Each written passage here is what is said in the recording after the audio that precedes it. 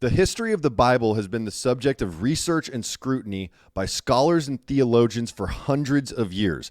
It's an incredibly controversial topic, and tonight we have a very special guest to share her findings on the lost books of the Bible. Brice Watson is a podcast host, and you have all kinds of crazy information about these lost books of the Bible. I cannot wait to get into it. Thank you so much for joining us tonight, Brice Watson.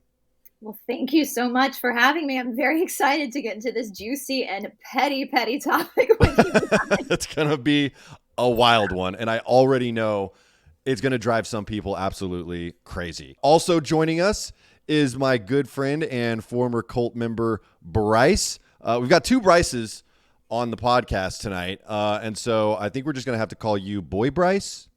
Does that sound okay? I did not agree to this stipulation. It sounds like some sort of weird sidekick. I'm picturing myself on a bicycle with a cape. I don't like it. Also, I thought this was missing books of the Britannica. I thought this was some sort of weird encyclopedia thing with some unknown letters. You're going to be a little bit lost on this one if you think it's about the encyclopedia. Brice also suggested being called Bearded Brice, but I refuse to play into that any more than I already have. So we're just going to go Brice Watson and Boy Brice. You're just lucky that I know how to abide. Oh, there we go. I shall abide. His reference to the Judas Priests. Huge fan of the Big Lebowski. Awesome. Love that little reference you had to throw in there, Boy Brice. Always. Back to you, Brice Watson. So this is such an interesting topic. Like I said, it's incredibly controversial. I remember when the Da Vinci Code came out. I mean, this was years ago, right? And the evangelical community was in an uproar over this movie because it was about some missing information that had been hidden by the Vatican about, I think it was the Virgin Mary, Jesus' mother, and how... It was about him being married to Mary Magdalene. Oh, is that what it was about? Yeah. See, I didn't watch it because I was in a cult, so I wasn't allowed to. Because that would have been blasphemy, absolute blasphemy. Yo, I've seen the movie like 4 times. I own it. And I've read the book as well. Like I saw that and I was like, this is amazing because I love history and I love all of the talk of the symbols. And it's like, oh, this symbol doesn't actually mean that. It started out like this, and it's like blew my mind. I was like, but I didn't research to know how much of it was fact or fiction. If you know, that would be great. I think that's exactly why Brice Watson is here tonight, because she's going to give us a thorough education. One quick side note about the Da Vinci Code. If you haven't seen it, it's worth watching just to see Tom Hanks with a weird like mullet type situation. Pretty entertaining just for that alone. Okay, now back to the serious topic of the lost books of the Bible, Brice Watson. How did you even get into researching this? That is a very interesting question because when I started my channel, I had no intention of doing them. I'm a weirdo. I love weird stuff. Like I love folklore. I grew up in the deep South where it's really sweaty and hot down here and it's super spooky. Like we grew up in a haunted house. Like, and so when lockdown happened, I was like, I'm gonna just do research on this folklore stuff, like the vampire of Georgia. And I was doing a lot. I actually had done a show on the Giants, a request from a subscriber. And I didn't really want to do this, but I ended up doing it. It ended up being like the video that went viral for me because I went deep into research because I'm petty and I'll go deep into research. And I found all these lawsuits where all these organizations, I won't say their names because of censorship, but all these big organizations had been sued for like getting rid of giant remains. And their defense was they had to protect the narrative. What narrative is that? Evolution. And I was like, believed in all the stuff that they had told us. And I was like, wait a minute. So the archaeologists are finding these proofs of these 25 feet people literally all over the world. They're handing them over to these world-renowned organizations that are supposed to help them. They're incinerating the fossils, basically, and they're getting sued for it. And their defense is we have to protect the narrative. And so I was like, riddle me this, Batman, because like this is not, I don't want to be lied to. Like this is, so then when the missing books came around, I was on another show presenting the stuff I had presented with the Giants, and I just kind of got this like download, like this, you need to read the missing. I knew the missing books of the Bible existed. And I had previously, before being on YouTube, I had spent a lot of my adult life in India studying Eastern philosophy. And currently, I am the only female in the state of Georgia to carry this particular education, to teach this particular level of Eastern philosophy, which ended up serving me well when I started reading the missing books of the Bible. But for me, when it first started, like I said, I was just kind of like, what are they hiding? Like, I just want to know what they're like, why are these books banned? I didn't expect for it to be what it was, and the fact that my whole viewpoint on the church completely deconstructed. Wow. And I have to say that I grew up, as when you were on my channel, Davey, I told you I grew up in a conservative Christian Presbyterian home. My parents were literal heathens compared to y'all's parents, even though they were conservative Christians. My mama was cool. We'll just put it that way. She was cool. She was a cool mom. And so I haven't been in church since I was 17. But that was my foundation of faith, was Christianity. And even though my mama told me my first ghost story, like, we live in the deep South, there are just some things you can't skirt around. When you live down here, everywhere's haunted, you know? So we are taught heaven and hell, but there's still ghosts. So there was always this kind of open door that there was more to life than what we were being told. And, my mother was very open to my friends who had other faiths and never questioned that. So there was always that kind of openness. And of course, spending time in India and getting really familiar with the Hindu faith, and really, I had a very open view on God anyway. God, as Gandhi said, God has no religion.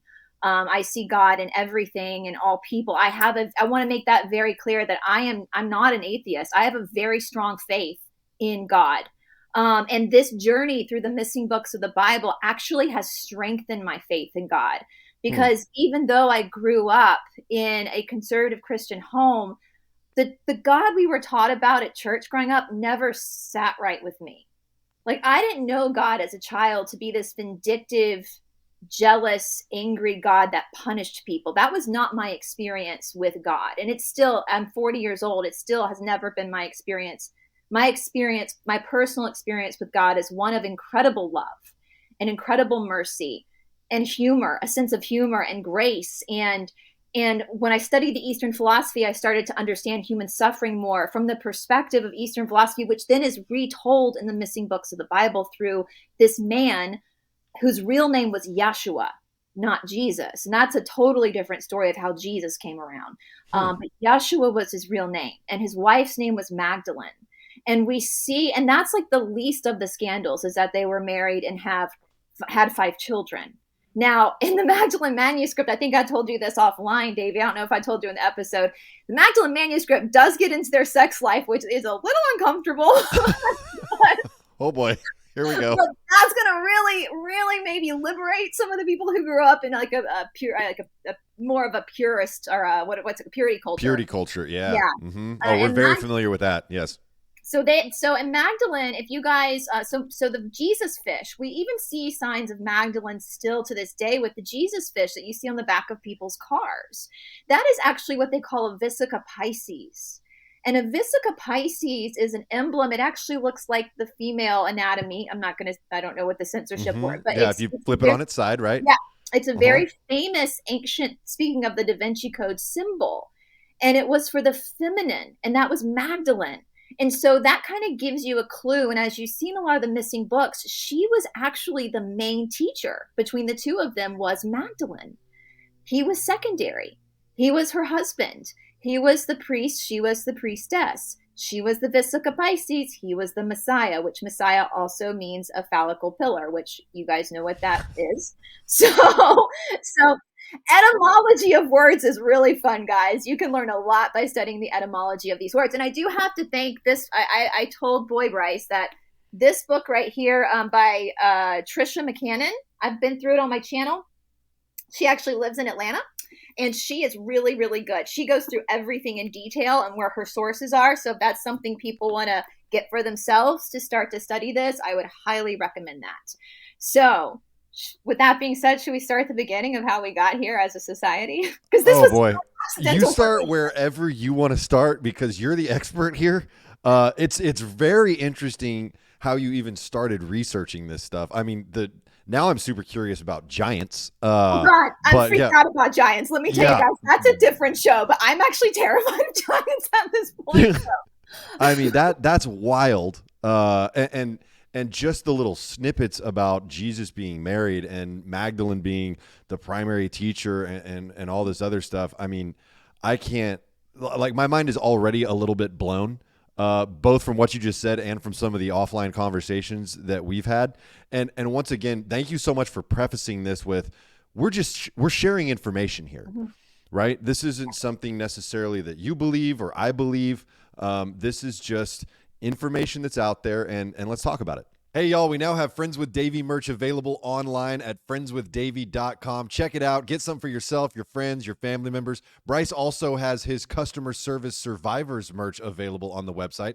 Check this one out. All I want for Christmas is for you to remember your password. Your IT friends are going to love it. Friendswithdavey.com. Thank you all so much for the support. And now back to Lost Books of the Bible with Brice Watson. Yeah, absolutely. Please do your own research, guys. All this stuff is available. You do have to be patient and dig through a lot of articles. Lawsuits are fabulous. They're really juicy. And this is just very interesting. And if you're able to there's a great quote that I love by Aristotle.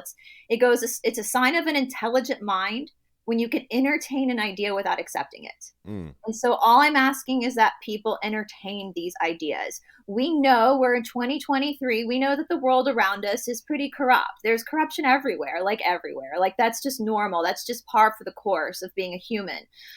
So why isn't the church corrupt? Like, that's the number one, when you're dealing with people's mortality and their salvation, that's the number one hook to manipulate people. And I actually, when I reached out to you, Davey, I think I explained that I had gone through the missing books on the Bible on my channel, or what we have of them. And when I watched the Shiny Happy People documentary, I saw so many similarities between Bill Gothard and the original perpetrators of this what was a very beautiful faith, a very liberating faith. And so I want to say to people like Bill Gothard, you're not a genius. You're just mimicking people that have done this before you for your own glory and your own power. And Guess what? God actually cares about women the same as men. Like, they're equal value. Yahshua and Magdalene did not have 12 disciples. They had 70. And most of them were women. Most of them were women. And he even talks about, like, in the Gospel of the Nazarene Way, Yahshua even talks about, they ask him about, like, divorce, what when you need to leave your spouse. And he says, you can divorce just for the simple fact that you don't love the person anymore. So then you add in things like abuse, cheating, all that kind of stuff. And you're good. Like, you don't need to stay with somebody because you feel like you're church. And I want to express that too. Like, if anything, I want everybody to understand that no human being, not me, not Bill Gothard, not your preacher, not whatever religion you are, no human being has the right to tell you what your relationship with God should look like. That is your prerogative. And it always has been, because and I'm going to start this off with Genesis 1:3. And it says, and God said, let there be light, and there was light. Now, when you guys hear that verse, what does that verse say to you? That God, like, created the sun and we could see?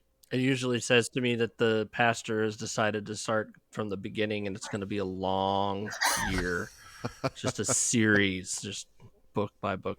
I as a child, when I would heard that, I in Sunday school, when they would talk about the creation of the earth, that God created the sun and we could see, and then he created night and there was a moon and all that kind of stuff. But what I found in my research was the original Greek word for light meant divine spark. It makes me want to cry when I say that, because basically the original people knew that verse said, God said, let there be you. And there was you. And you existed. And so with that being said, in the next verse, it says, and God saw the light and it was good and separated it from the darkness. He's already separated you. You were born saved. You don't need to follow these ridiculous rules that are created by a man. God already said you're good.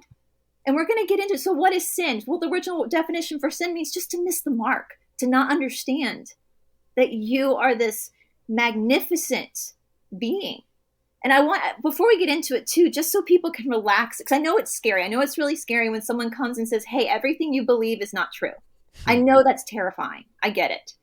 So I just want everybody to relax and just understand that you're all good.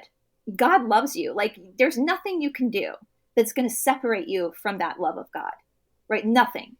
And so I want everybody right now just to think about the most magnificent nature scene you've ever seen, whether it's the Rocky Mountains or the Appalachian Mountains. Just think about that time where you on a hike, or you looked out an airplane window and something took your breath away because it was just so beautiful and so magnificent. The same God who created that also created you. Bill Gothard, these corrupt men cannot take that away from you. And so that's kind of the crux of his teachings, Yahshua's teachings. But let's get back to the beginning of the real juicy part of like the corruption and how we got to where we are now, sitting here talking about this on a YouTube channel. So anyway, so we have known since Yahshua lived, since Jesus lived, we have known that there were these missing books. How did we know this? Because there were letters written between, and I hate to use the word church fathers because church has its own it's not what you think it is, but we'll use that term just for lack of a better word, where they would write letters back and forth to each other, and they would quote things like the Gospel of Thomas. They would quote things like the Acts of Philip, these Gnostic, what they call Gnostic teachings. And so historians knew that there were missing works. They just, I guess, assumed that they had kind of evaporated with time, gotten lost in the mix. And until a very fateful day in the 1940s, we have two big events that happened in the 1940s. The first was the Nag Hammadi Library. So this story cracks me up because this was this farmer, I say very loosely farmer, in Egypt, in Nag Hammadi, Egypt, was apparently out just tending to his field one night and found these 13 leather-bound papyruses. Now, I say this cracks me up because tending to his flock or his farm, he found them in caskets.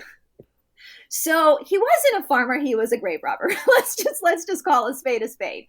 He was a grave robber. Oh, wow. But so I just find that comical because we've already tried to politically correctify this story by making him a farmer when literally, like, common sense, he was but God has a sense of humor, and God works in very mysterious ways. So what is sin, I ask you, my friends? Because technically he was sinning by stealing, but he actually saved our asses by doing this, because he found these, what they call the Gnostic Gospels. And all of a sudden, here's this Gospel of Thomas. Oh, we have it now. Here's this Gospel of Magdalene. Magdalene's one of her Gospels, which I have this right here. This is a great commentary, Magdalene Revealed, by Megan Watterson. She goes through the whole of Magdalene's Gospel. It's incredible. I cried my way through this book. It's unbelievable. So that's a good reference for people who want to read, especially Magdalene's Gospel. All right. So then we cut to the Dead Sea Scrolls. And these were found a year later in 1946. Now, the Dead Sea Scrolls are by far probably the more popular ones and the most well-known. And this cracks me up, too, because these were found by a child. A child was literally hanging out, throwing, as you do as a child, before the internet, as we did as kids, throwing rocks into caves to seeing what echoes he could hear, and he broke a jar. He heard it break. And in these jars were these Dead Sea Scrolls, a lot of them, in multiple caves, in an area in the I was about to say the Midwest, not the Midwest, the Middle East, called Qumran, which was where we believe a group of people called the Essenes lived. The Essenes are in the canonized Bible. They were the group that was associated with John the Baptist, with Jesus. They were kind of the outcasts. They were believed to be Jewish, but there is other references that say no, they were actually Egyptian, because Essene, the way it's spelled, was how they originally spelled ISIS. And there's a lot to kind of prove that this is correct by the missing books of the Bible, that they were actually interesting. Egyptian. Yeah. And so they had Jewish people in their group. They were very inclusive, and they kept a library of a lot of the old Hebrew works because they were smart and they were also probably very petty. And so they kept their receipts, right? They kept everything.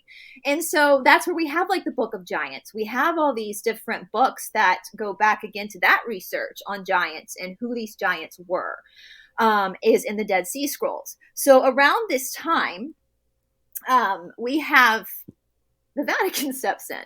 And we were kind of laughing at about this off camera, as like, I'm pretty sure the Vatican was really pissed that these books were found in the 20th century because they can't burn people at the stake anymore. Mm-hmm. They can't chop their heads off.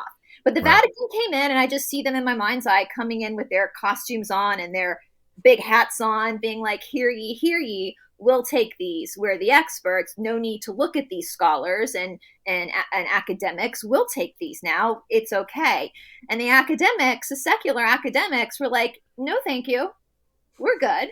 We're going to look at these. And so some court cases happened where they battled the church to get a hold of these documents for the good of the world, right? Thank God for the secular academics, because they were like, no.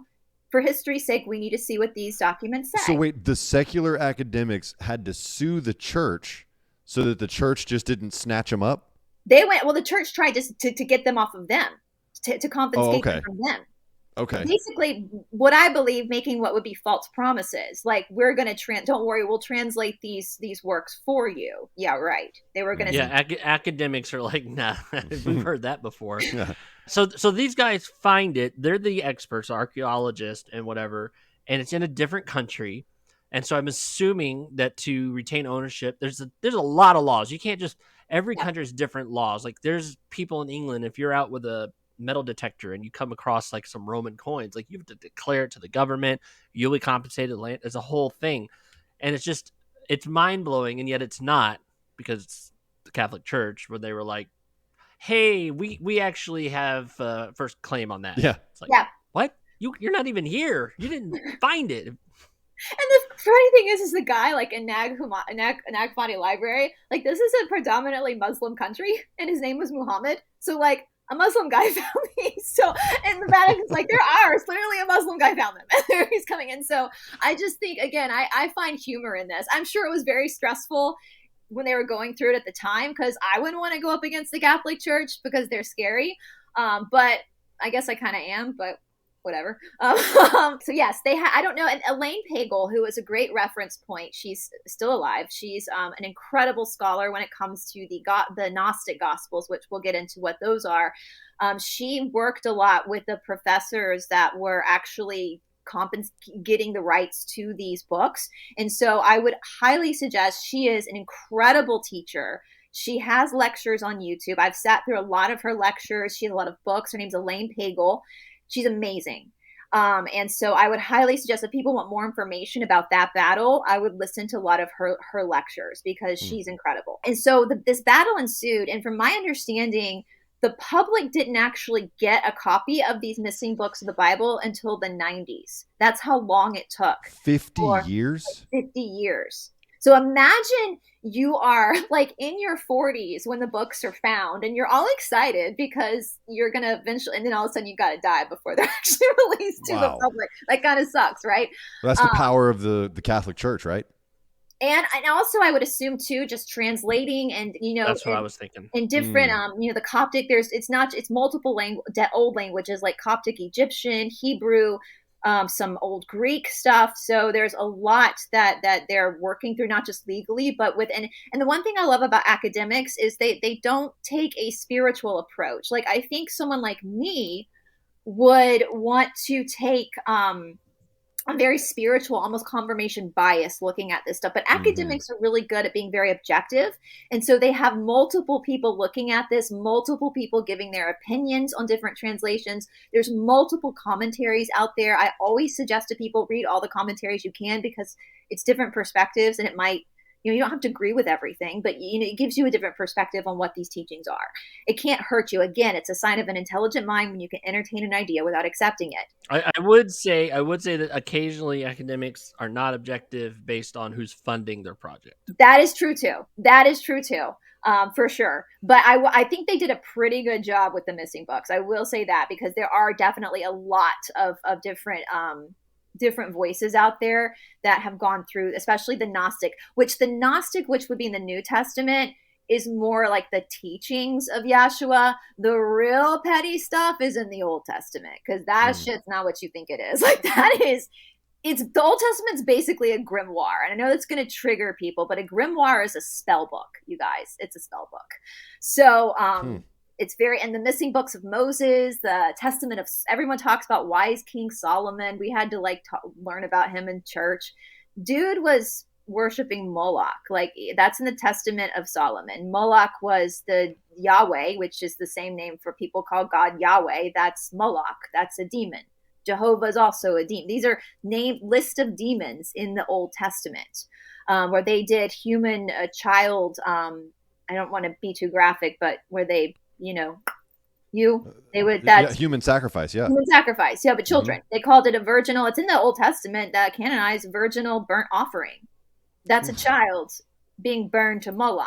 It's all in Testament. The Lesser Keys of Solomon, the Keys of Solomon. These are all spell books that people still use to this day that I found. I mean, I didn't realize how big of a deal black magic was until I started researching the missing books of the Bible. And I was like, damn, there are Reddit threads on like how to do these spells. And these were the books that they found in the coffins, right? The ones that you're... Well, there's so they also found some. So there's also one note I want to make too, because these books started to be discovered in the late 19th century, the late 1800s in Tibet.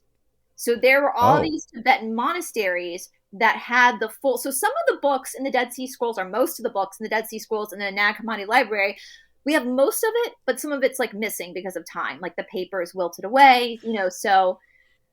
we're missing some of it. Well, there's no telling what we're missing because of the Shah that pissed off Genghis Khan. Because, it was a fatal error. Because they got their whole city with the famous library, burned to the ground. Well, and that the Library of Alexandria, and we'll get to the Vatican library. I actually think the Vatican has that library. I that might make me a conspiracy theorist, but I don't care. After all the research I've done, I think they actually have a lot of those books, because the Vatican library, y'all, listen, this is, so I thought that these like 50 or so books we have now, that was it, right? No, that's not it. There are 777 books in the Vatican library that none of us have seen that are in relation to the Bible. 777. Yes. What are in those? So we only have like 50. So, and nobody knew this until, oops, like, all of a sudden this grave robber and this kid. Could you imagine being the Vatican and being taken out by like a 12-year-old kid just playing with rocks? Well, I mean, they probably already had those books anyway. These are probably copies of books they already had, right? They had no idea that these other missing. Now, so we'll get to why some of these gospels, these Gnostic, were found in coffins. We'll get to. There's a reason why that is why they were hidden in coffins. We'll get there, but yeah, they didn't know that I guess they had not searched all four corners of the earth to make sure this was all eradicated off the planet. And oops-a-daisy, a 12-year-old boy took him out, and a grave robber. So I find that very comical. This is the church that went on the Inquisition and just terrorized people. Statistically speaking, the Christian church as a whole has more blood on its hands than any other religion in the world. It's got more blood on its hands. So it's done a lot of damage, and that's taking in the Crusades, the Inquisitions, all the witch trials, everything. It's wild. So some religions are playing catch up. I mean, yeah. There's some that are not too far behind, but yeah, they have done a lot. The Vatican has done a lot to try to squash the real teachings of Yahshua. And why is that? So of course I'm going, if you look throughout the course of history, this is just common sense. If you look throughout the course of history at every single institution or group that has censored people, they're never the good guys. Never. I am very anti-censorship. I think every human being should be allowed to. I guess I have more faith in humans, that if you're given all the information, you're more than likely going to choose the right one. I mean, maybe I have more faith in people than that. But yeah. And so then I started going, well, why? Why were all these things censored? So this is when I started to go really deep into my research. And I'm sorry, I'm looking at notes to make sure I cover everything. So we know that the Vatican Library has 777 books that none of us have seen. None of us have seen these books. All right. Did you guys know that the royal family, the Windsor family, actually owns a copyright to the Bible we have today? Really? The Protestant Bible or the Catholic Bible? Both, because they're both translations. They're all. See, this is where people get confused. At all the Bibles out there that we have in the world, all the different translations, they're all translations from the same King James Bible, which is not the Holy Bible, it's the King James Bible. Do they have different copyright laws? Or they're just royal copyright laws? It's like owned by the Windsors. Like it is Huh. owned by the freaking Windsors because King James wrote the Bible. We're going to get into King James because he was a Satanist, a loud and proud Satanist. This is What? historical record, you Oh, guys. Bill Gothard and the entire IBLB cult is rolling in their grave. I know. It's so I need to get some pearls. I have to clutch something. I did a whole breakdown. I have a video on my channel of King James. I was like, this SOB. Like, he did not hide his Satanism, y'all. He wasn't like doing this in secret. I mean, his mama was Mary, Queen of Scots. Granted, he didn't really live with her, but she was raised in the Valois house of France, which was Catherine de Medici, I hope I'm saying that right, who was a big time Satanist, like openly. So this is like really bad. Like, this is not good. This is not good. And so we start to see this like common theme of this like dominance of this like Yahweh God in the Bible, of this like obsession with human sacrifices and like eating bodies and drinking blood, which is what communion is. But that didn't start with King James. Okay, this started with Constantine. So now we're gonna. All right. So this is why the Catholic Church was like, when these books were found, because you know the truth was going to start to come out and people could not be burned at the stake anymore. So what are they going to do, right? Well, what can they do? So we have, after Yahshua and Magdalene lived, they had all of their 70 disciples, right? What is a disciple? A disciple is a student, basically. It comes from, there's a Sanskrit word called sadhana. Sadhana, I have a sadhana. So sadhana is a devotional practice you do every day, whether you want to or not. I get up for Brahma Muhurta every day, which is at 4:00 in the morning. I do my practice. I do my meditation. That's a sadhana. I don't want to do it most days. It's a discipline. So that's where this discipline, disciple, that's where it comes from. So these were people that have been taught all of these esoteric and Gnostic teachings. And then they went out in the world. They didn't have churches because have you ever asked anybody? I never did in church. I just assumed it was, it's a church, whatever. Do you guys know what the etymology of the word church is? No.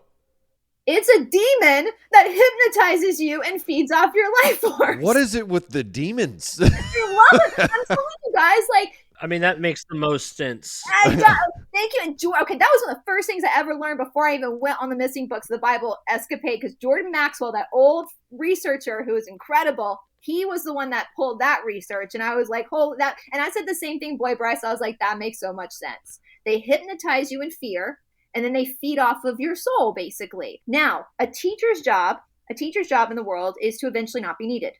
That's a teacher's job, is to eventually not be needed, right? To give you liberation. A leader's job is to always be needed. So the original Christian schools were schools, and these disciples were like teachers, and they taught you this practice of gnosis, or inner knowing. That's where it comes from, inner knowing God within yourself. You're already, like I said, you're already a fractal. You already have that light. You're already that child of God. You just can't remember. And so when we'll talk about that later, how that remembering comes back, because it's in the Missing Books of the Bible, as well as all Eastern philosophy. It's actually a beautiful practice. But so we have this little problem, because when people are liberated, when they're not afraid, they don't follow the rules. That can't be controlled anymore. Yeah. So we got a problem. And so this new found spirituality is spreading now, slowly but surely spreading. And so we have this dude named Constantine. So this is a couple of 100 years later, in the 4th century. He kind of takes over. And he ends up having the Council of Nicaea in 325 AD. This is when it became a shit show, like for real. Okay. So, and now we're here all these years later to talk about it. I love this. It's so petty and juicy. I love it. All right. So basically the Council of Nicaea, Constantine made a brand new faith and labeled it as Christianity. It was not the original teachings of Yeshua. All right. So this Council of Nicaea was a council of bishops that convened in the town of Nicaea, which is now modern day Turkey, by Constantine the Great. This was the first of 21 councils where the church would become more and more tyrannical. All right. So this is like the person Bill Gothard wishes he was Constantine. Right. Yeah.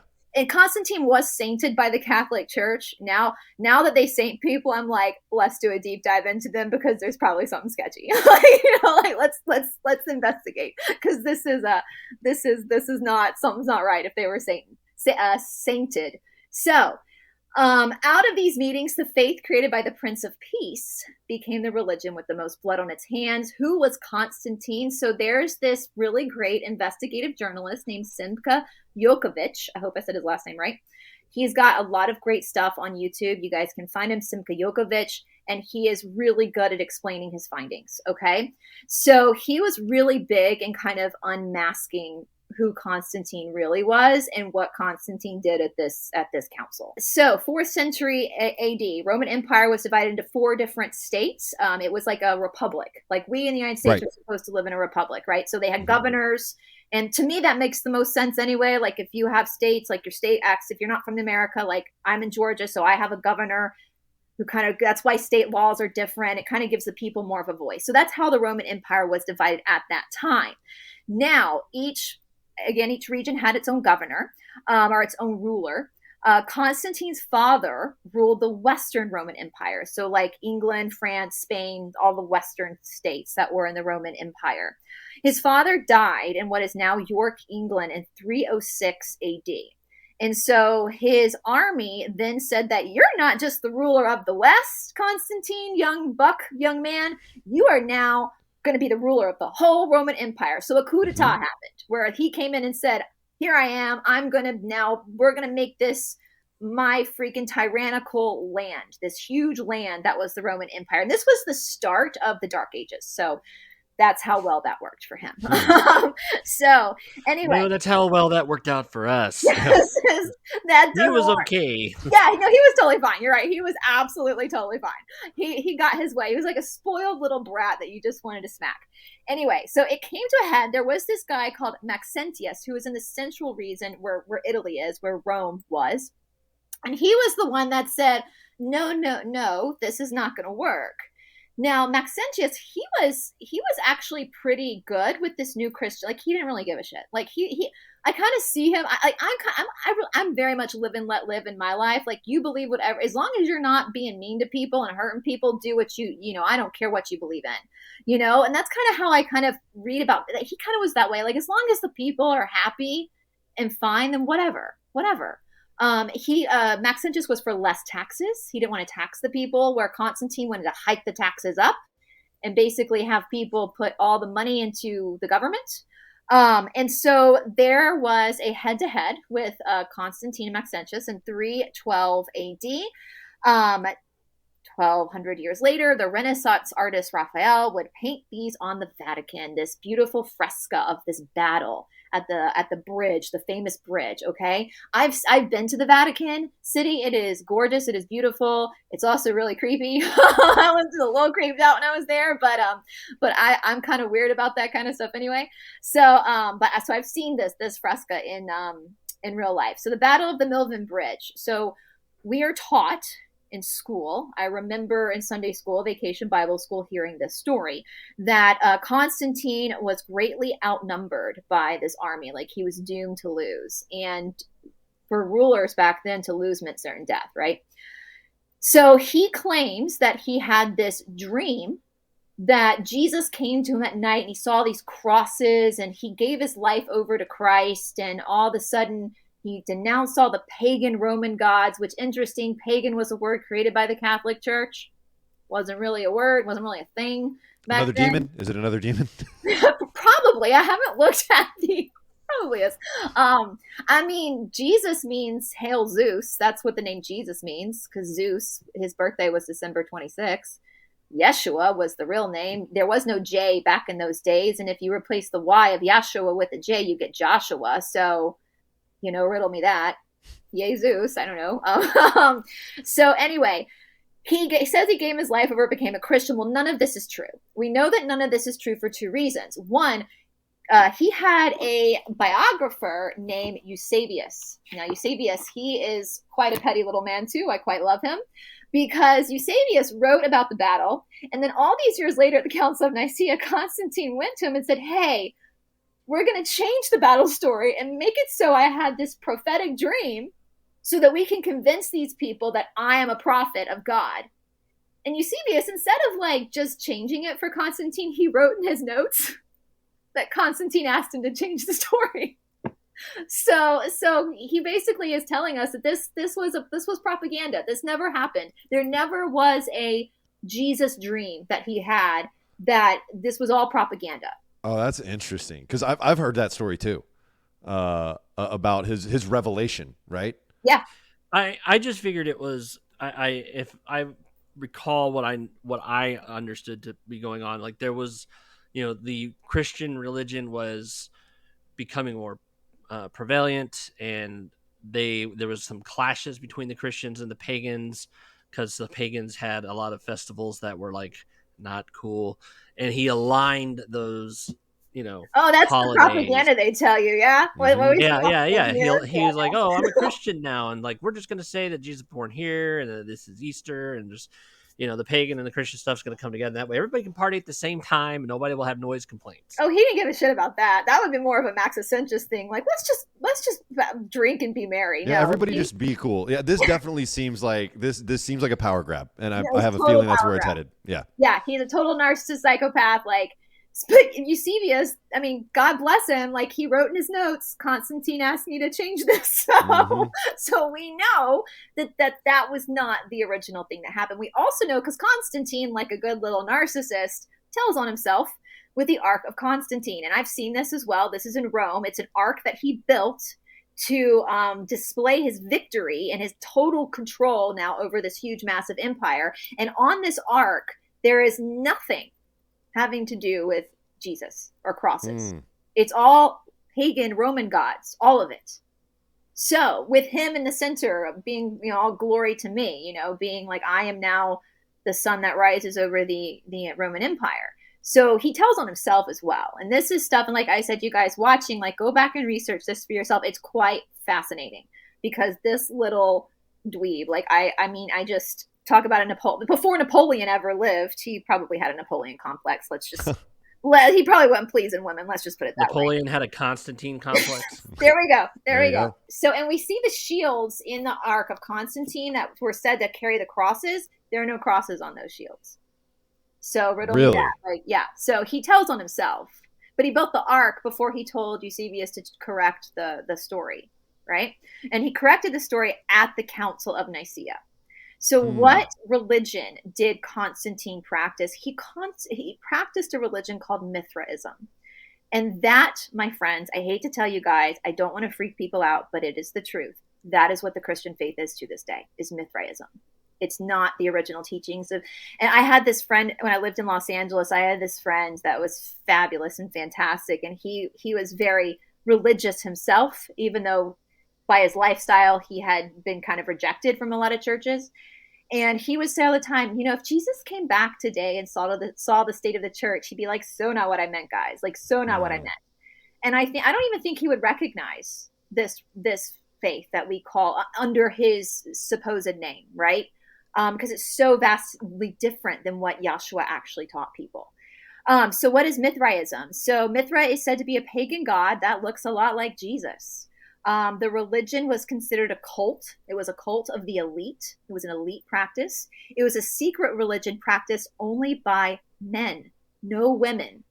Sounds a little bit like the umbrella, doesn't it, of Gothard, right? Yeah, it sure does. Sounds a little bit like a lot of religions. Yeah. Women were not allowed to practice. This was elite men in the Roman world, the empire, the army, that only were allowed to practice. They had secret handshakes which sounds a lot like the Freemasons too. I was about to say it's like the Illuminati of the Dark Ages, pretty much. Exactly, 100%. And that is what King James, when he rewrote the Bible, or wrote the Bible, his own version of the Bible, guess who helped him write it? This same secret group, huh? The Freemasons. Really? That is, you look at there's the Freemason website. I have the links on my video where I went over King James, and we can do it later. We can do a deeper dive into King James if you guys want to, because holy crap. King James is still on the Freemasonry website as like a 33rd degree Master Mason. Whoa. Yeah. And they are credited for writing the Bible. This goes deep, deep, deep. This is so strange. Like, I'm telling you, I literally thought I was just going to read some secrets about their sex life. And now I'm like knee deep, like what the hell has happened? I mean, aside from whether or not you believe that, you know, the Dead Sea Scrolls are real or fake, or these papyruses found in the graves, or, you know, were planted there or whatever, because I know there's, you know, the conspiracy theories there, but the fact that King James was a Freemason and you can find him on their website still is insane. I mean, there hasn't been an American president that wasn't a Freemason. Exactly. And they're also, we can eventually one day, I know we've got a lot, but Bloodlines too. It gets into Bloodlines as well. I'm actually O negative, which is what the royal family is. They're big about bloodlines, and like, and that gets into the tribes of Israel and all that kind of stuff. So that's a totally different. But yeah, it's all there. It's there. It's right in front of your face. It's like hidden in plain sight, right? And so for me anyway, in my own like relationship with God, I don't even take the Bible seriously anymore. My Bible is the missing book. So that's kind of what I take more seriously. All right. So we'll get back to Mithra. This beautiful Mithra that we've all been practicing our whole lives and didn't even know it. This is crazy. So Mithra was a sun god raised behind his head, aka that's where we get the halo from. Is the son of Mithra, right? Born of a virgin on December 25th, had 12 disciples. He was number 13, so that creates a coven. I shit you not. That's what a coven is, with a warlock, and it's 12 disciples, so 13 is the number there. Remember I said Yahshua had 70. Performed miracles, died for 3 days, and then was resurrected. Worships on Sunday, because it's the Sunday, right? Sun is for like every day, like Monday is the moon, Saturday is Saturn. You know, it's not the Sabbath. Sunday is not the Sabbath. It's the Sunday. It's the day of worshiping the sun god, right? Okay. We also know that there was communion where he would sacrifice a bull, and everyone would drink the blood of the bull and eat the meat of the bull, of said bull. And a lot of the old churches, the original churches from the Roman Empire, aka Europe, have Mithra temples underneath the sanctuary. So one example of this is the Santa Prisca Church in Rome. There is a Mithra temple underneath it that was discovered in 1934. So the 20th century was just not a good century for the Catholic Church. 10 years before the two big finds of the Dead Sea Scrolls and the Nag Hammadi Library. So they, and I know I sent you guys some photos if you ever want to share this. It's fascinating because basically what's happening, you guys, remember how I said the Old Testament was a grimoire, was a spell book? So you're going to church on Sunday, you're doing your thing, you're praying, you're singing, you're taking your communion. That's energy that's being harvested. You're being hypnotized. And then that energy below you, unbeknownst to you, are these rich men doing up God knows what underneath you, sacrificing God knows what, using your energy of prayer. And then on the wall underneath this sanctuary in the underground temple, it says, and I kid you not, and thou hast saved us by shedding of the eternal blood. Does that sound familiar? Wow. Thou hast saved us by the shedding of the eternal blood. When I first started researching this, I was pissed off because, you know, I always liked communion because we got juice and crackers in the middle of a very boring church service. And now I'm like, damn it, this is not cool, man. All right. December 25th, which was Mithra's birthday, was also the feast of Saturnalian. Guess what? Of Saturn, the cult of Saturn, of Satan. So it went on for 12 days. Again, this is where we get the word Satan from.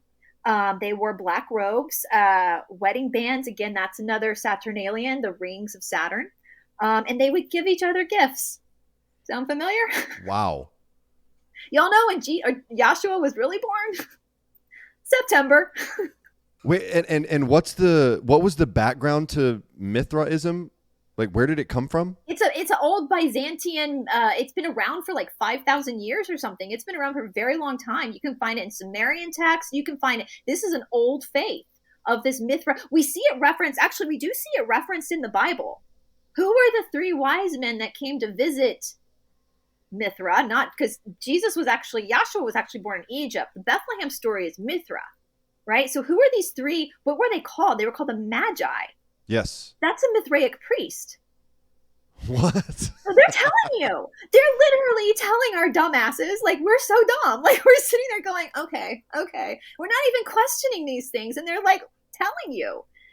Wow. That, and I do say though, I will give us a bit of a break for those of us watching, and you guys and myself. When you're raised when you're grandfathered into religion, you know these stories, but you don't really pay attention because it's just part of like your daily life, right? Especially for someone like me. Even though my parents were conservative Christian, they were also very secular too. Let's be real. So Sunday was like an activity we went to. It was church was an activity. I mean, in my church, if it was starting to get close to noon, and the pastor was still preaching, the men would start hitting their watches, making eye contact with the pastor, because we have lunch reservations to get to.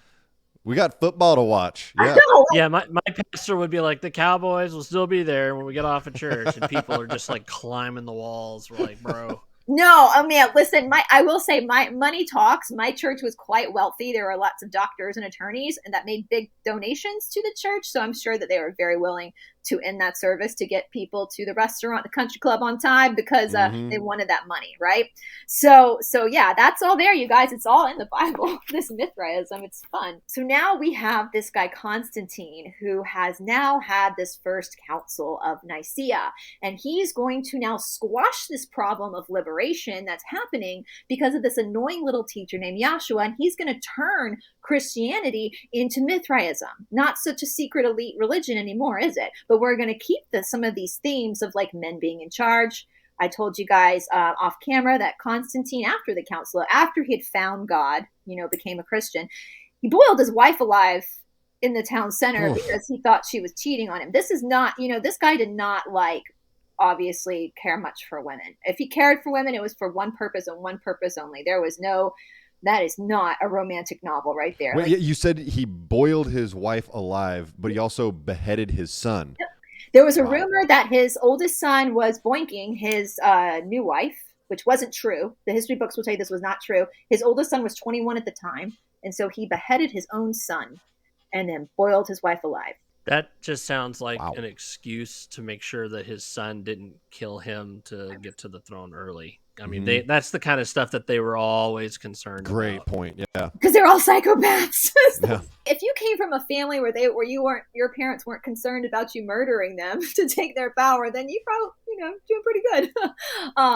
So anyway, so that's the start of it. Now, at this point, they started to make these decrees. And part of these decrees were the books that they claimed to be heretical were, if you were found owning them, you were going to be killed in a very gruesome way. So bless their hearts, their little hearts, not in the Southern way, because in the Southern way, bless your heart does not mean a good thing, but in a very, very positive way. I'm very appreciative to these punk rock badasses from the 4th century that took these really important gospels, these Gnostic gospels, and stuck them in coffins. You know what's interesting about that, Bryce, is that we know about the catacombs, right? Mm-hmm. Where early Christians went and hid from persecution. So that lines right up with, kind of their standard practice of let's hide in coffins, let's hide our important stuff in coffins. Yeah. Makes total sense. And I know, you would have to imagine that to save that they felt like this material was so important that they probably knew in their lifetime it was never going to be resurfaced again. But I don't think they thought it would take thousands of years for it to finally resurface, but it came out when it should have, because it came out at a time where the Catholic Church couldn't do anything. And so we have this immediate, we look at people like Hypatia. This was around the time when she was brutally murdered by the Christian armies. What kind of why do you need an army for a religion of peace? Like, I don't, like, this is like, so most people, I would assume from what we know, that most of the common folk knew that what was going on wasn't cool and that this was not the Christian faith. But what could you do? What could you do at that point? Are you going to risk your life or your family's life? That was the same in the Council of Nicaea. A lot of the leaders of the church, the early, I don't even like using that word, but again, lack of a better word for the early church, were brought to this council, and they, they were scared shitless. Sure. And so they knew that if they disagreed with Constantine also brought into the Council of Nicaea a group of correctors to correct the Bible. I'm sorry, what? Is this the word of God? Like, why does the word of God need to be correcting?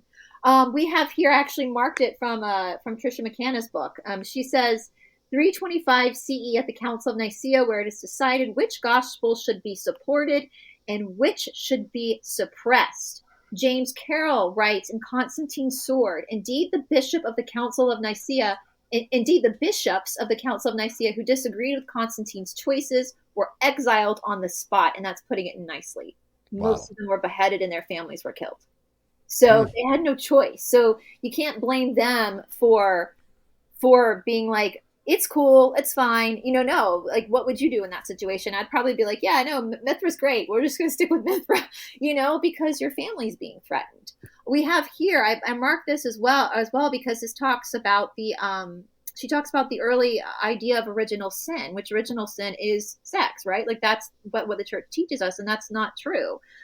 There were decrees that around 390 CE that ordered the deconstruction of all reference materials not chosen by the Orthodox Roman Church. So they were not only going to confiscate these other books, these 700 plus books, but they were going to destruct them as well, destroy them. That's book burning, right?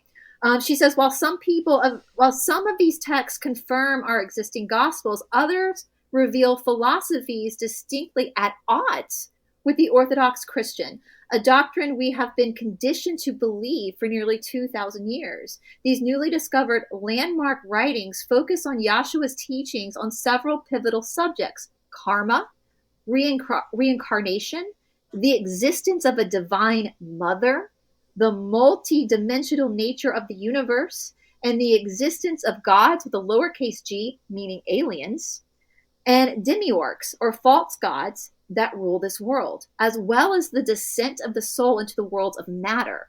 Yahshua tells us that we have the power to connect with God directly, reminding us that the divine lies within us and can be accessed directly.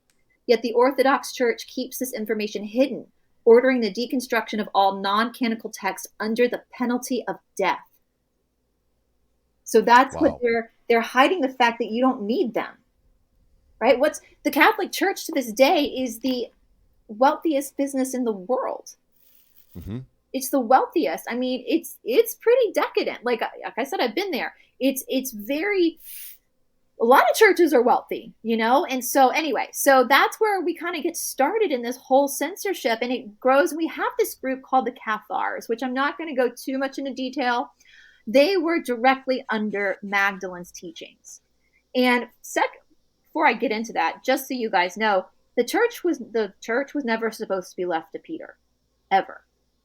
That was changed, and there's a lot that was edited in the canon. You're talking about the Apostle Peter, right? The narcissist, the mean guy that like hated Magdalene. Upon this rock I will build my church. Yeah. Okay, if you guys were married, if you had a wife and you had kids, me and Boy Bryce. Yeah. Okay. Yeah. You guys were married. All right. Say like you're writing your will, like you're sitting down. Mm-hmm. Who are you going to leave your business to? Probably my spouse. Yeah. Yeah. Or your kids. Who did he leave his business to? Magdalene. And his brother. They were supposed to be co-directors. That was his will. Not Peter. Peter was a jet. I never liked Peter. And now I'm like, I knew it. I knew that guy. Like, and as a kid, I was like, this guy's mean. And then I'm reading missing books. And I'm like, my 8-year-old self knew it. I knew it. So Magdalene was supposed to be the one to take over his school, right? And she did have a group of people called the Cathars. And they kept a lot of these, they kind of like were low-key undercover in like the Pyrenees Mountains, all right? And during the Inquisition, I think it was like the 1300s, they were completely tortured and murdered, and it was awful what happened to them. But they were kind of the last to hold out on this true, and what they practiced was literally the true teachings of Yahshua. I think I told you guys in one of the outlines that the only rule that Yahshua had, do you guys know what it was? The only rule he had? Vegetarianism. Oh, well, I'm out. No. I'm out. Nope. I'm out. Yep. Sorry. That's enough for me. I hear Odin. He was a staunch vegetarian. And if you read the Gospel of the Nazarene Way, which that's one of my favorite from the missing books, I sobbed. I cry easily anyway. I'm a Scorpio moon. I'm very emotional. I'm also a female. But the things he says about animals is so touching. And he like gets mad at people for like working their animals too hard and beating. Like there's a scene where he sees these boys like tormenting this kitten, and he walks up and like takes the cat and like chastises the boys and ends up like healing the cat, and like the cat travels with them, and that he kind of becomes one of the posse. And he says, do the animals not breathe the same air that you breathe? Are they not your brothers and sisters? And actually, shout out to my mom again, my cool mom, when we were little, and my father was a vet, so we had a lot of animals growing up, and we had a lot of dogs. And I remember being in Sunday school, and this Sunday school teacher, like, to say this to a child, looking back, this is such child abuse. She told us that our pets didn't have souls, and so therefore they were not going to go to heaven.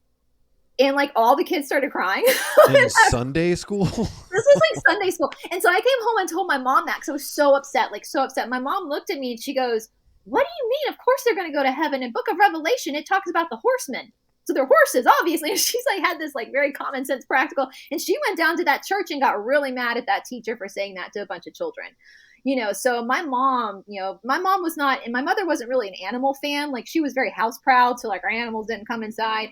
Back in those days, now they have to come inside, which I love because my dog is like my child. But yeah, so Jesus, Yahshua, was very, very staunch on his stance on being a vegetarian. And actually in the Nazarene Way, which I hate to break it to you guys too, this might be a punch in the gut for some people. Yahshua was not born of a virgin. A virgin just means a young child. The Immaculate Conception that they teach you is actually a satanic ritual. Yahshua was born to two married people. Her name was not Mary. Her name was Alma Mari. That was his mother's name. And his father was Yosef. He was born in a loving family. And to me, and people get very upset about that, but I'm like, listen, there's nothing more. I'm not a parent. I don't have children, but I've watched my nephew being born. It's very magical to see that happen. You can't tell me that that's not the act of God. When two human beings in a consenting, loving relationship create a human being in an act of love, like you can't tell me God's not there. Like that's powerful. So you are everybody watching this right now, like the fact that you are sitting here right now alive and breathing, you are an example of God in action. So that's powerful. So yeah, in these missing books, he was born of his mother and father. The angel that came to his mother, Gabriel, told his mother not to give him meat. That was the rule, that he was never to eat meat. He was never to be inflicted with the energetic karma of another animal that suffered. So in these lost books, the angel was visiting Mary, or Alma Mary, right? Alma Mari, yeah. Alma Mari, not to tell her that she was with child, but that the child that she was pregnant with, that she already knew about, just was supposed to be a vegetarian. Yeah. And so was John the Baptist, or John the Baptist, his cousin. He was also same thing. Angel came to his mama and said, don't give him meat. And so his brother or his cousin, whatever he was, and Yahshua were both vegetarian. And so were subsequently all of his, because Yahshua had siblings too, you guys. He was the oldest of many kids, right? For those who are watching us that maybe did not grow up Christian. The New Testament, it's interesting because the New Testament we have in our Bible, and the approved Bible, we'll say, it's only 4 gospels and like letters. That's all it is 4 gospels and letters. That's it. And this guy that wrote the letters, Paul, I believe they're all forgeries anyway. But I have someone that's coming on my channel at some point to talk about his research into Paul and all the forgeries he found. But there's something interesting when he's speaking about women. There is one misunderstanding. We were talking about the giants at the beginning. There's places in his letters where he speaks about women's head needing to be covered, right? Do you guys know why? He wants your head covered? Something to do with giants. Yes! So that the Watchers wouldn't come back. He was terrified of these Nephilim coming back and be, because that's the story, right? From like Noah in the Old Testament is like these Watchers, which people believe were extraterrestrials, because we have lots of mention of extraterrestrials in both in the missing books and actually in the canonized Bible, came down and fell in love with the daughters of men and started to mate with the daughters of men and created these Nephilim, right? So he was terrified of that happening again. And so in that sense, with his letters, I actually kind of give him some space for that. Like, that's a terrifying ordeal. And it's kind of like when you look back, when you look at the timeline, which is a whole totally different subject, there's so many rabbit holes on this, is like, what is our real historical timeline? Because if you look at that, it's so nonchalantly in those letters that obviously this was a common fear for people back in. It's not a fear for us today, but back then this was like a common fear that these Nephilim were going to like reappear on Earth. You know, as a woman, I think that would be quite painful to give birth to a giant, but you know, it's kind of like we look at the Mormon Church, for example. Like, everyone kind of knows, if you're not Mormon, that Joseph Smith had this idea that the Native Americans were the missing tribes of Israel. Well, right. That's not just Joseph Smith. Historically, that was a common belief amongst many people in the world, not just the colonists, that the Native Americans were the missing tribes of Israel, right? Same thing. So I'm kind of correlating that with, because that's closer in our history as to where we are now, we can understand that, okay, that's why people weren't just, that wasn't just exclusively a Joseph Smith thing. That was like a common belief back then. So we look at that in Paul's letters. Like, this is something people were really worried about, like that these extraterrestrials or whatever. You know, we look at all the Greek gods like Dionysus, which is what Mardi Gras is all about, is Dionysus. And you look at the structures and the paintings, and these Greek gods, Zeus, were bigger than they show you with humans. So this idea, where did these ideas come from? Like, there's obviously, and then we see from my original research that, yeah, there are tons of these like 25-foot bones hanging around our planet, you know? And so, yeah, there's a lot of stuff that you can really dig deep into this stuff and see where some of these weird, we think, you know, with the whole female thing, that Paul just did that because he was maybe, you know, didn't like women, but no, he was actually terrified that women would entice these ETs to come back, basically. Yeah. So, what if he was afraid of giant women? Because we've all seen that Futurama episode. He didn't want to be snoo-snooed to death. Listen, I think I would be afraid of a giant woman, so I don't blame him. Davey got a whole different look on his face, though. He was like, "Sounds interesting. I'm interested." I mean, I was blown away when I did my deep dive into the giants. I was like, "Holy shit! Like, this is wild." I mean, everything that you've talked about so far, Bryce, is just, I mean, obviously flies in the face of our modern understanding of the Bible, the history of the Bible, and is kind of, it turns the evangelical understanding of Jesus and the Christian religion completely on its head. So I know this is difficult information to hear. And once again, not that we're taking it at face value or that this is what we believe, but just, hey, this stuff is out there. The whole conversation around Mithraism, to me, is one of the most interesting aspects of this. And I definitely wanted to hear more about King James and kind of his quote unquote interpretation of the Bible. That's a big one. That's because there's a lot of moving factors. And basically, it was that pesky Protestant Reformation that happened. With the Protestant Reformation also came more people were educated. More people were becoming educated. More people could read Latin. And so, the Vatican's got another problem now because, whoopsie daisy, like, people are starting to be able to kind of question the things that they had been teaching. So we had, people often think that the King James Bible was the first Bible written in English. That is the furthest thing from the truth. We had another guy, I forgot his name, I'll have to go back and look at my notes, who a few years before translated a Bible, and he was tortured to death in England, killed for heresy. And we have this thing called the Geneva Bible, and people will see copies of the Geneva Bible today, but it's not the, like, if you see it on Amazon, that's not the real Geneva Bible. The real Geneva Bible you can buy for like $2 million. Um, and this was the story is very detailed, but we see people, we think of King James as being this like Protestant king. That's not true, you guys. That is not true. Again, he was an out loud and proud Satanist. He made no bones about this. He believed in what they call divine right. He believed that his bloodline, which is my bloodline, the O negative bloodline, you're O negative, you're that this bloodline was the bloodline of the gods. Okay, because you have nothing, I have nothing in my blood, right? I have no antigens, no rhesus factor, nothing in my blood.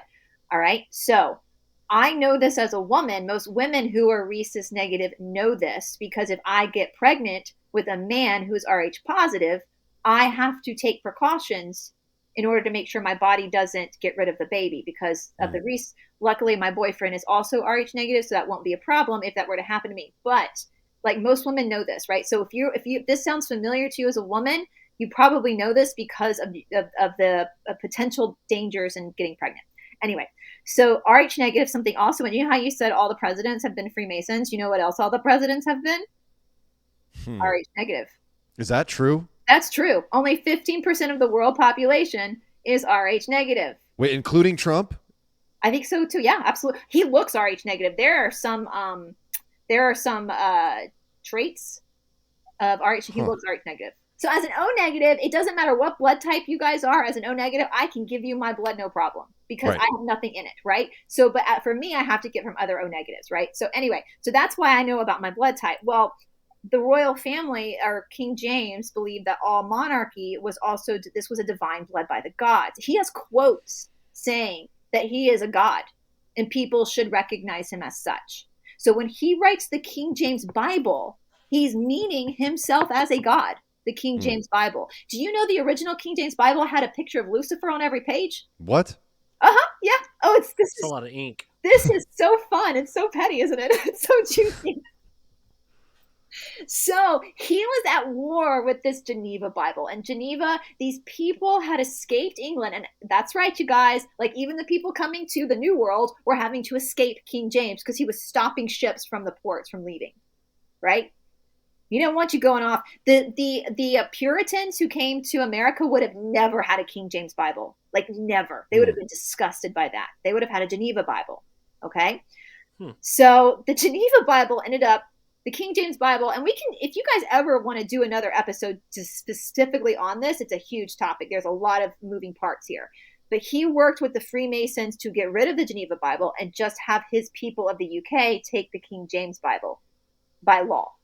So that's why the King James Bible became the big Bible, and all these translations that we have, like I grew up with the NIV, it's a translation of the King James. Right.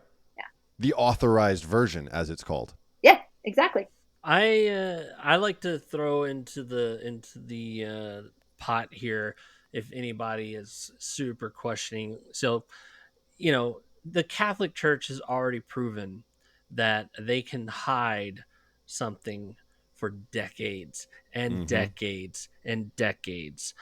And the only reason that they can't really hide the things they want to hide anymore is because it's a connected world now. There's just, you can get it out there immediately, and so it's much harder to control. So, you know, part of me is like, there's so much fantastical things that you're saying, but on the other hand, it's like, I completely believe, especially if we're looking at a world prior to electricity, prior to steamboats, whatever, keeping the lid on things that they want to keep the lid on is completely possible. But I also had this other thought process, and maybe I've just watched way too many movies, that, you know, if there were bishops, the bishops at this conference, and they were like, you're going to do this, or we're going to kill you and your whole family. And they're like, hey, no big deal. And then when they were done, they had their own little secret society, and they hid the information until the world was ready, as it were. So who's to say that these grave robber discovery guys weren't like, oh, Bob, I heard that grave's got gold in it. He just walks around That's the a corner great point, like, though. Yeah. man, Bob always does what I tell him. He's such an idiot. Here's the thing about everything that Brice has talked about so far. It's just crazy enough that it might work. It's that kind of concept, right? Mm-hmm. Where, I mean, yes, it flies in the face of everything that, you know, we growing up in church and going to Sunday school and vacation Bible school, it flies in the face of everything that we learned. But at the same time, I mean, none of us are going to deny, you know, the political cover-ups that happen on a constant basis. Constantly, yeah. So why would there not be a religious cover-up? There's just as much power and money at stake. And when you really do a deep dive, I just went over the basis of Mithraism. You guys, like, do a deep dive. You are going to see your whole Sunday service in this ancient religion. And, you know, like I said, if that's what you want to believe, cool. But you need to know what you believe and treat people according. Don't do human sacrifices. Like, don't, you know, like, and that's the thing, like, with the real teachings of Yahshua, like, he basically was saying, like, he talked about coming into the world of matter. Like, that's what, you're a soul. You can't kill a soul. You are an eternal soul, and you're living in a body that's mortal. And this is just an experience. That's all this is. And these obstacles we go through in life, like, and that's what the Gnostics, they call them the Gnostic, because Gnostic, they didn't go around calling themselves Gnostics. Like, that's what scholars have labeled these books because they're so different from the canonized Bible. It means inner knowing of yourself, of who you are. You know, in the Gospel of Thomas, where it's just a bunch of like notes someone took of Yahshua's teachings, and and I'm paraphrasing, but there's one of the famous quotes is like, you know, they're asking Yahshua, where's heaven? Where's heaven? And he says, well, if it's in the sky, the birds will get there first. If it's in the ocean, the fish will get there first. It's inside of you. It's in you. It's not in a you can't go there. It's already in you. It's knowing that you are an eternal soul. And this is like Alan Watts. I love Alan Watts. He was this great guy who brought all the Eastern philosophy to the West. And somebody asked him that old question, that age-old question, why are we here? What's the point of life? And his answer was, the point of life is to be alive. That's it. That's it. It's to be alive. And these things that we struggle with, you know, the word demon is actually a shorter word of a bigger word that means demonstrator. It's your teacher. Now, I do believe that there are actual demons and angels, but like your own demons that you have, it's your teacher. You don't learn when something isn't hard. You don't learn where there's not. You know, I talk about friction with my students a lot. When you look at a match has everything on it needs to light, but it can't unless it's struck against a matchbook. That's the friction. And when you come to earth and you don't remember, you're in sin because you can't remember that you're already whole. You're already good. So we start living in our ego, which is the false sense of self, and we get confused. We think that this mortal existence is our forever existence, but it's like going to an amusement park, right? When you have all these rides you can pick from, and you pick the ride because you want that simulated experience. You want to feel that experience of being on that scary roller coaster, or you want to go on the lazy river, or I think I picked the haunted house ride for this life because this life has been wild. But you know, but you know you're going to get off the ride and you're going to be you again. It's the same with, and that's what Yahshua taught about. There was no hell. There's no such thing. Hell is inside of you, just like heaven. If you're in hell, I've been to hell. I've definitely been to hell many times. It's inside of you. Right? And there's that great saying, I think it was John Lennon who said it, a religious person is a person who's never seen hell. A spiritual person is a person who's been to hell and back again.